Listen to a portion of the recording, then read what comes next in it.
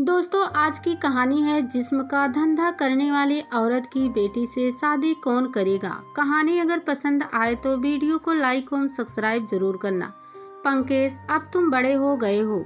माँ यशोदा ने आकर जब यह कहा तब पंकज बोला, मेरी अच्छी मम्मी, बेटा कितना ही बड़ा हो जाता है वह अपनी मम्मी की नज़र में छोटा ही रहता है। अब बताओ मम्मी, क्या कहना चाहती हूँ। मैं कह रही हूँ कि तू अब शादी करने का हाँ कर दे। अरे मम्मी, फिर वही बात, मैं कितनी बार कह चुका हूँ कि मुझे अभी शादी नहीं करनी है।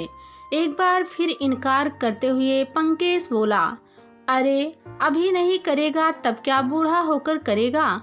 यशोदा नाराज होकर बोली, ओह मम्मी, मैं कितनी बार कह चुका हूँ कि मुझे अपना करियर बनाना है। अभी से शादी के बंधन में बांध दोगी तब मैं कैसे करियर बनाऊंगा। करियर करियर सुन सुनकर मेरा तो कान पक गया है। फिर गुस्से से यशोदा बोली, तेरी बैंक में नौकरी लग गई, अब तुझे कौन सा करियर बनाना है। अरे मम्मी, मुझे बहुत बड़ा अफसर बनना है, मैं उसी की तैयारी कर रहा हूँ। मैं भी चाहती हूँ कि तू बहुत बड़ा अफसर बन जाए, मगर शादी के बाद भी तू तैयारी कर सकता है। समझाते हुए यशोदा बोली, मैं चाहती हूँ कि मेरे सामने तेरी शादी हो जाए ताकि बाकी जिंदगी सुख संतोष से गुजार सकूं।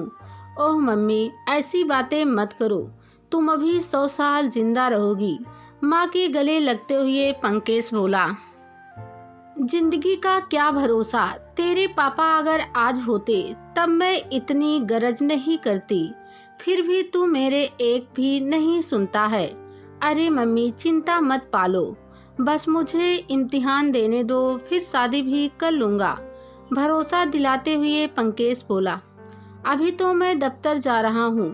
कहकर पंकज दफ्तर चला गया। यशोदा बड़बड़ाती रही। वह जब भी शादी की बात करती हैं पंकज इनकार कर देता। दिन रात उसकी शादी की चिंता में घुली रहती है। काश पंकज के पिता सुनील जिंदा होते, तब यह नौबत भी नहीं आती, मगर यशोदा को चैन कहाँ मिलता। पंकज उनका इकलौता बेटा है। यह 3 लड़कियों के बाद तब पैदा हुआ जब बड़ी बेटी सारिका जवानी की दहलीज पर कदम रख चुकी थी। दूसरी वाली प्रभा और तीसरी वाली निर्मला। तीनों के जन्म का फर्क 2 से 3 साल का रहा, मगर पंकज और निर्मला के बीच 10 साल का फर्क है। पंकज के पिता सुनील सरकारी दफ्तर में ऑडिटर थे। जिस दिन पद से रिटायर हुआ उसके पहले उन्होंने खूब ऊपरी कमाई कर ली। उन्होंने तीनों बेटियों की शादी बड़े ही धूमधाम से की। बेटे पंकज को भी अच्छी तालीम दिलाई, वह बैंक में बाबू बन गया। अभी पंकज को अगले 2 महीने भी नहीं हुए थे कि सुनील को हार्ट अटैक आ गया। उन्हें अस्पताल ले गए, मगर बीच रास्ते में ही गुजर गए। यशोदा को इस तरह बीच रास्ते छोड़कर जाना अच्छा नहीं लगा। तब कई महीनों तक वह इस गम से न उबर पाई। तीनों बेटियों भी खूब दबाव डाल रही थी कि भैया की कब शादी कर रही हो, मगर पंकज तो शादी के लिए हाँ भी नहीं कर रहा था। उसकी शादी के लिए समाज के रिश्ते भी आए, मगर उसे एक भी समझ नहीं आई। तभी यशोदा को बचपन की एक सहेली जमुना याद आई, जो पिछले साल एक रिश्तेदार की शादी में उज्जैन गई थी। जब वह छत्री चौक पर एक दुकान में सामान खरीदने आई, उसी दुकान से एक सजी हुई औरत उतर रही थी। दोनों की आंखें एक दूसरे को बहुत देर तक देखती रही। तब वह औरत बोली, आप यशोदा हो ना? हाँ। जमुना यशोदा को गले लगाते हुए बोली, कई सालों के बाद मिली हो तुम। तेरे तो बच्चे भी बड़े हो गए होंगे, उनकी शादियां भी हो गई होंगी, तू तो नानी दादी भी बन गई होगी। बस बस, सब कुछ एक ही सांस में पूछ लोगी। यशोदा ने कहा, ठीक है, पहले एक ही सवाल पूछती हूँ, जीजा जी कैसे हैं? जब जमुना ने यह सवाल पूछा तब यशोदा का मन उदास हो गया। तब जमुना अफसोस जताते हुए बोली, सॉरी, मैंने तेरी दुखती रंग पर हाथ रख दिया। मैं सब समझ गई, खैर छोड़ो, बच्चे कितने हैं? 3 लड़कियों के बाद एक लड़का है। यशोदा ने जवाब दिया, तीनों लड़कियों की शादी तो तेरे जीजा जी के रहते ही कर दी थी, मगर लड़का शादी नहीं कर रहा है। क्यों नहीं कर रहा है? बेरोजगार होगा इसलिए नहीं कर रहा होगा। नहीं, बैंक में है वा, फिर क्यों नहीं कर रहा है? यही तो समझ में नहीं आ रहा है। तुम समझाने की कोशिश करो ना। सब तरह से समझा चुकी हूँ, मगर वह तो। कहकर यशोदा रुक गई। फिर पल भर रुक कर वह बोली, तू बता जीजा जी के क्या हाल है, क्या करते हैं वह? सुनकर जमुना कोई जवाब नहीं दे पाई। उसका हंसता हुआ चेहरा मुरझा गया। तब यशोदा बोली, अरे तुझे सांप क्यों सूंघ गया? मैं मैडम चंपा के साथ देह धंधा करती हूँ। कहकर जमुना ने अपने मन का दर्द कह दिया। फिर पल भर रुक कर वह बोली, अब यह मत पूछना कि मैंने मैडम चंपा को क्यों चुना। यशोदा अब सारी बात समझ चुकी थी। वह आगे कुछ नहीं बोली। उसी की तो गलती की सजा जमुना भुगत रही थी। तब जमुना फिर बोली, आगे सुन, मेरे एक लड़की भी है। उसके पिता कौन है मत पूछना। यशोदा का कॉलेज के दिनों में एक बॉयफ्रेंड था। यशोदा अक्सर उसके साथ रात बिता लेती, पर अपनी सुरक्षा के लिए जमुना को भी साथ ले जाती थी। एक रात यशोदा के बॉयफ्रेंड ने जमुना से भी जबरन संबंध बना लिया। अब वह शिकायत करती तो दोनों को फंसना पड़ता, इसलिए लड़के से संबंध तोड़ डाले। पर जमुना पेट से हो गई। कहाँ गर्भपात कराए यह उन्हें नहीं मालूम था। उनके कॉलेज के पास की चंपा नई लड़कियों को फंसाने के लिए घूमती थी। उसकी कई लड़कियों से दोस्ती थी। जमुना के मामले में चंपा ने उसकी मदद की और अपने घर में बेटी का जन्म कराया। जमुना की पूरी देखभाल की और फिर उसे देह धंधे में उतर जाने की सलाह दी। जमुना की पढ़ाई छूट गई थी और उस घर टूट गया था। मैडम चंपा ने यशोदा की इज्जत रखी और जमुना की जान बचाई। यशोदा की शादी उसके माता पिता ने बिना अड़चन के कर दी। अब तक तो तुम्हारी लड़की भी बड़ी हो गई होगी? यशोदा ने पूछा। वह 12वीं में पढ़ रही है। 3 साल की थी तभी उसे हॉस्टल में डाल दिया था। वार्डन ही उसे संभालती है, उनको ही वह माँ बाप मानती है। वह जानती है कि तू धंधा करती है। हाँ, अब तो वह समझदार हो गई है, वह सब जानती है। मैडम चंपा तो उसे भी यह काम कराना चाहती है, मगर मैं नहीं चाहती। तब उसे हॉस्टल में भी कब तक रखूंगी? उसकी शादी करना चाहती हूँ। अभी जमुना यह बात कह ही रही थी कि उसके मोबाइल की घंटी बज उठी। वह कुछ देर बात करती रही, फिर फोन बंद करते हुए बोली, माफ कर यशोदा, तुम सालों बाद मिली हो, पूरी बात नहीं हो सकी। मुझे मैडम ने बुलाया है, एक ग्राहक मेरा इंतजार कर रहा है। हाँ, फोन नंबर हम एक दूसरे के ले लेते हैं ताकि जरूरत पड़े तब फोन करके सुख दुख बांट सके। फिर वह दोनों एक दूसरे का फोन नंबर लेकर चली गईं। तब यशोदा का ख्याल जमुना पर गया। उसकी लड़की हॉस्टल में पढ़ रही है। मैडम चंपा उसे कोठे पर बिठाने की जिद कर रही है, मगर जमुना उसकी शादी करके घर बसाना चाहती है। मगर यह कैसे मुमकिन होगा? कौन करेगा शादी, जबकि उसके पिता का भी पता नहीं। तब यशोदा के मन में विस्फोट हुआ। उसने सोचा कि जमुना से बात करके कुछ दिनों के लिए वह उसकी बेटी को अपने यहाँ बुला ले।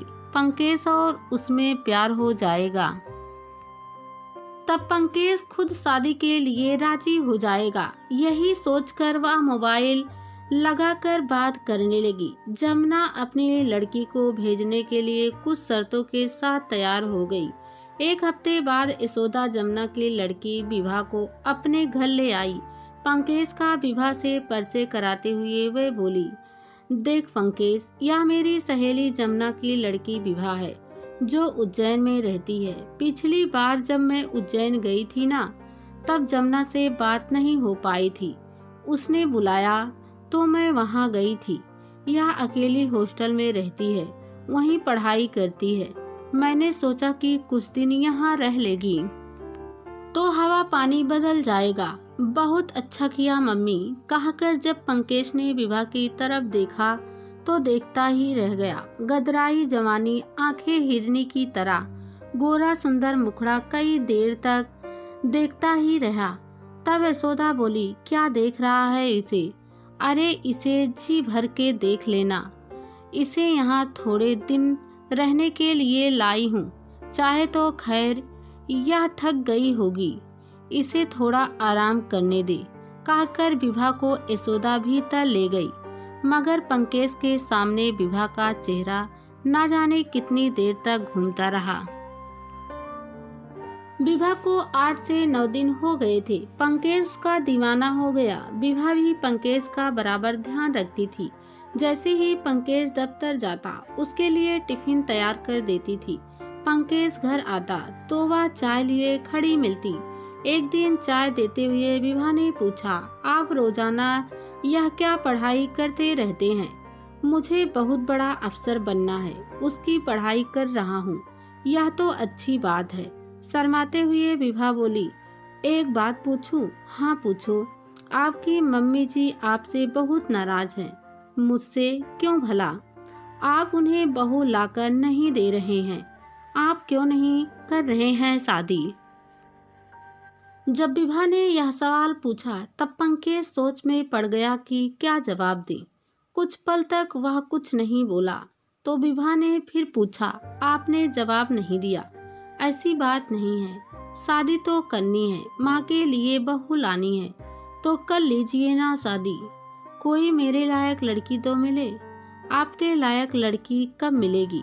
मुस्कुराकर विभा ने पंकज की ओर देखा। तब पंकज ने उसी लहजे में मुस्कुराते हुए जवाब दिया, तुम मुझसे शादी करने के लिए तैयार हो? जवाब देने के बजाय विभा मुस्कुराते हुए भीतर चली गई। पंकज को समझते देर ना लगी कि हरी झंडी मिल गई। तभी यशोदा ने आकर पूछा, क्या सोच रहा है पंकज? कुछ नहीं, पंकज अपने भाव को छिपाते हुए बोला, मैंने तेरे चेहरे को पढ़ लिया, तू कुछ छिपा रहा है। क्या छिपा रहा है? कहा ना मम्मी, कुछ नहीं। मैं तेरी माँ हूँ, मुझसे कुछ भी मत छिपा, जो बात है बोल दे। कहने से मन का बोझ हल्का हो जाता है। दबाव बनाते हुए यशोदा बोली, अगर तू नहीं कहना चाहता है तो मैं कह दूं कि तेरे मन में क्या चल रहा है। हाँ मम्मी, आप ही कह दो, मैं कहने में हिचक रहा हूँ। तो सुन, तू मन ही मन विभा को चाहने लगा है और उससे शादी भी करना चाहता है। आपने तो मम्मी मेरे मन की बात छीन ली। खुशी से पंकज बोला, जब से विभा को लेकर मैं आई थी ना, पहले दिन से ही तेरा झुकाव उसकी ओर हो गया था। यह मैंने तेरी आंखों में सब कुछ पढ़ लिया था। तब तो मम्मी आप अपनी सहेली से बात कर लो ना। सब बातें पहले ही कर चुकी हूँ। मेरी सहेली पूरी तरह से राजी हो गई, मगर उसकी कुछ शर्तें हैं। क्या शर्तें हैं मम्मी? पंकज ने पूछा। इसकी मम्मी क्या करती है यह तुम नहीं पूछोगे? बिल्कुल नहीं पूछूंगा मम्मी। समझ लो कि इसकी शादी का इंतजाम हॉस्टल वाले करेंगे और इसके पिता इसके पैदा होते ही गुजर गए थे। जहाँ भी इसकी शादी होगी, मेरी सहेली सिर्फ फेरे के समय 2 घंटे के लिए ही आएगी। मम्मी, आपकी सहेली की हर बात मंजूर है। खुद से पंकज बोला, मैं तो विभा से शादी करना चाहता हूँ। ठीक है, मैं सहेली से बात करती हूँ, कहकर यशोदा मोबाइल लेकर जमुना से बात करने लगी। उधर पंकज ने जो सपना देखा था वह पूरा हो गया, साथ में यशोदा का भी। उसके मन से बोझ उतर गया था।